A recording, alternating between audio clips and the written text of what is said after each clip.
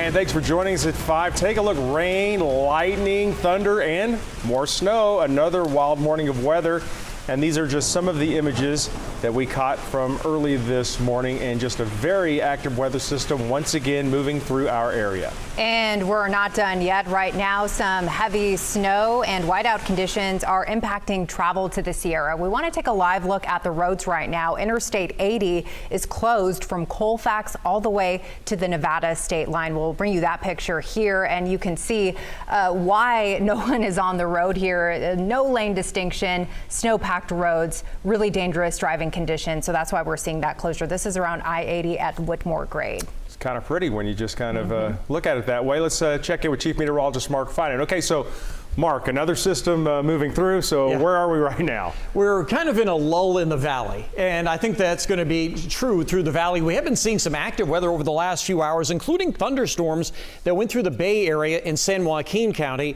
Right now, we're seeing the best thunderstorm activity around Groveland, but we're also watching this little line here that's making its way into the northern part of Sonoma County that may make its way over the Coast Range and impact areas north of Sacramento to Yuba City in the next couple of hours. But what's happening right now is the heaviest thunderstorm we're seeing is near Groveland. Actually, it looks like it's not too far from the old Priest Grade right here. Sonora's head on again, off again, thunderstorms, and then you go farther up Highway 49 past Angels Camp and toward San Andreas. That's where we're seeing some of the best rain. Ione and Rancho Murrieta now dry. Most of Sacramento County is dry and will stay that way for the next couple of hours. But once you get to Highway 49, some solid rain, and you don't have to go very far to the east before it turns into snow.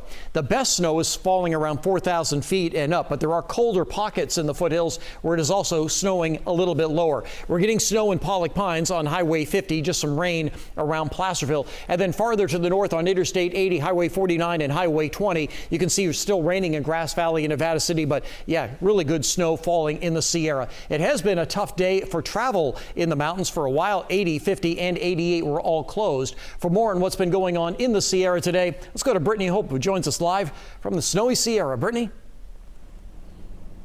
Hi, Mark. That is right. It really is snowing. And what's interesting is when you were giving your forecast, the snow is kind of blowing in my face, and now it's going in the opposite direction and it's blowing on Mason's face, our photojournalist. So the winds out here really just keep changing, but the one thing that's consistent is all of this snow. Now take a look behind me. We're standing on the overpass here at Drum Forebay, and there they are, another Caltrans crew. We have seen so many of these crew members out here today. We know many of them are clearing the roads, keeping people safe, and are essentially stationed at different exits just in case if someone is stuck between that Colfax or state line closure. They're checking to make sure that they have chains, and they are turning them around in the closest direction.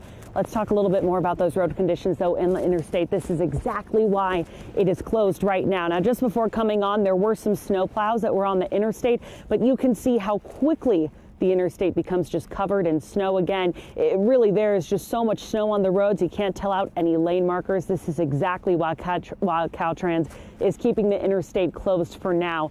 Now, in terms of when this could all open back up, I don't really have a crystal ball, but I can tell you I don't think it's going to be anytime soon.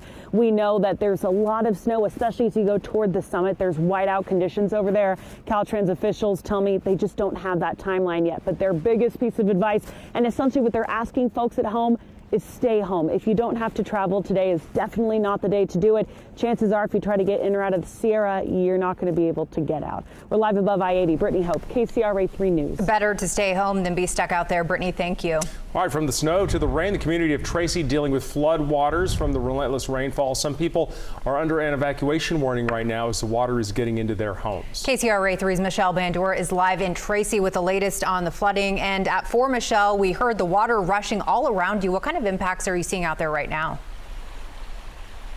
Well, Andrea, the water is still rushing here over the main road here, Chrisman Road. It's rushing into the fields. It's rushing over into a walnut tree grove. You know, the floodwaters here, they have been rising and falling all day because it just depends on the rainfall and then how long it takes to travel here from Coral Hollow Canyon. Now, believe it or not, the water, according to the fire chief, has actually receded here. But again, you can still see it's covering the road. At one point during the height of it, it was about 6 foot deep and this entire road was covered. You couldn't even see the pavement. And as we said, those floodwaters have actually made it into people's homes, damaging their property.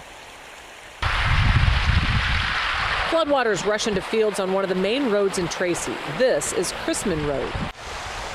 The water also surrounds more than a dozen homes and filled up fields of walnut tree groves. Chief Randall Bradley of the South San Joaquin Fire Authority says he issued an evacuation warning late last night.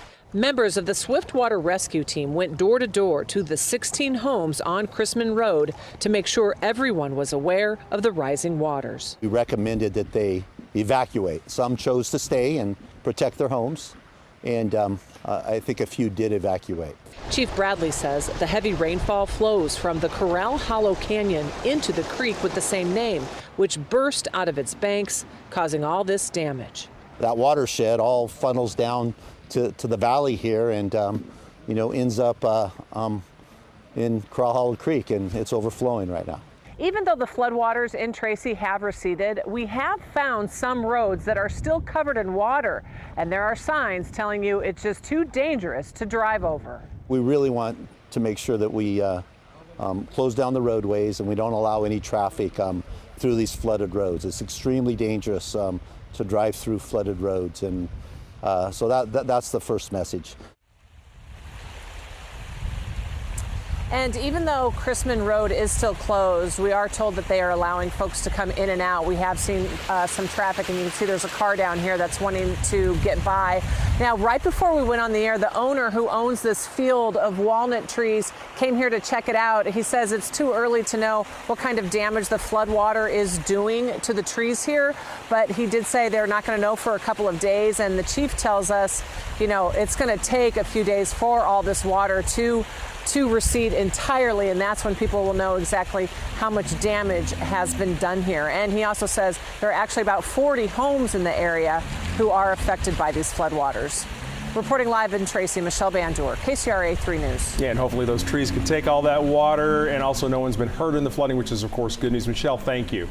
Now we want to take a look at this. This is a water rescue in Sacramento. This is video from Sacramento fire. Crews were taking the boats out there, paddling out to rescue a man who was stranded in the floodwaters near Discovery Park. They were able to get the boat on the water after clearing a fallen tree from the Garden Highway entrance. It appears they got to the man safely and there were no issues there. Investigators say that man was taken to the hospital for additional care. In Sutter County, an evacuation order is in place still for an RV park that's prone to flooding.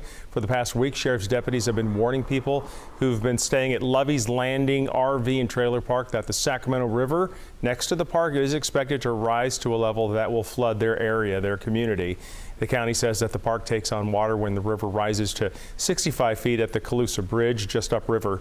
Emergency officials are monitoring the situation. The order, by the way, impacts only the park. No one else is at risk right now. And now we want to take a look at current power outages. About 97,000 PG&E customers are still without power in our coverage area. Construction crews in Woodland right now are working on restoring power one power line at a time.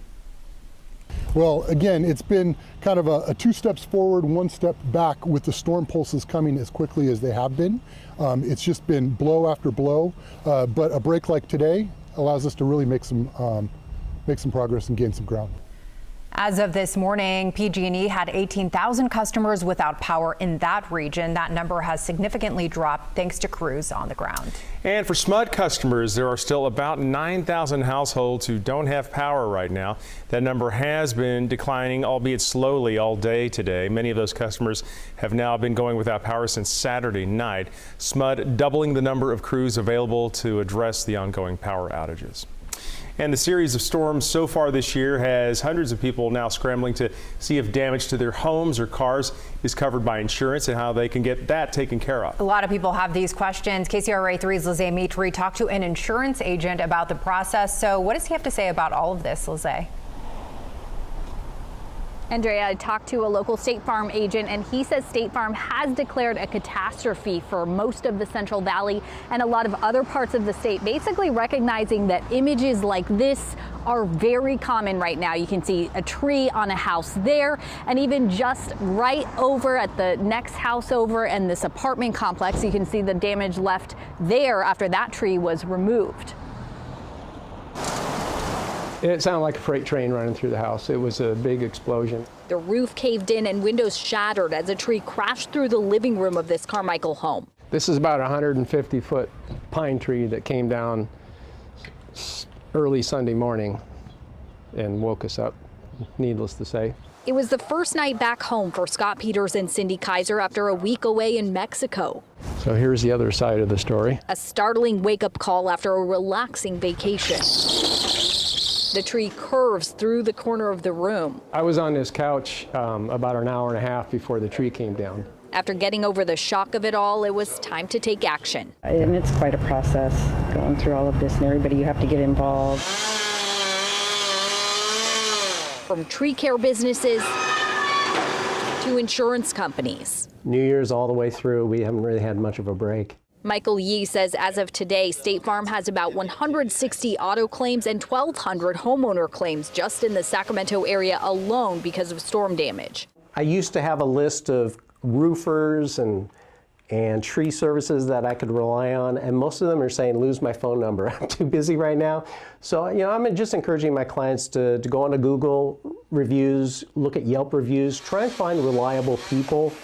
Make sure that these are folks who are licensed and insured. And reach out as quickly as you can. He says if your car was damaged, you'll need to make sure you have comprehensive coverage, while damage to your house from the wind is covered by most policies. Why we have power, I have no idea. That's our power lines right there. Once SMUD shuts off the power, then Peter says the cleanup here can begin as companies prioritize jobs in the face of widespread storm damage. Both the insurance company and the tree company said we're at the top of the list. So if there's a silver lining, it's that this is really bad. Peter says they were just getting ready to remodel basically every other part of the house except the area that got smashed by that tree. So obviously this has changed their plans a bit, and they are guessing that it could take at least 6 months before they get all that repair work taken care of. Live here in Sacramento, Liz-Amy Tree, KCRA 3 News. A long road ahead for them for sure. And a question for you, what about people dealing with flood damage? We know there are a lot of people out there in this similar situation. What do they need to know? Flooding is generally not covered under a standard homeowners policy. That's going to be something through a separate policy that would be through FEMA's National Flood Insurance Program. So you want to make sure if you're in a flood-prone area, you've got coverage through that program.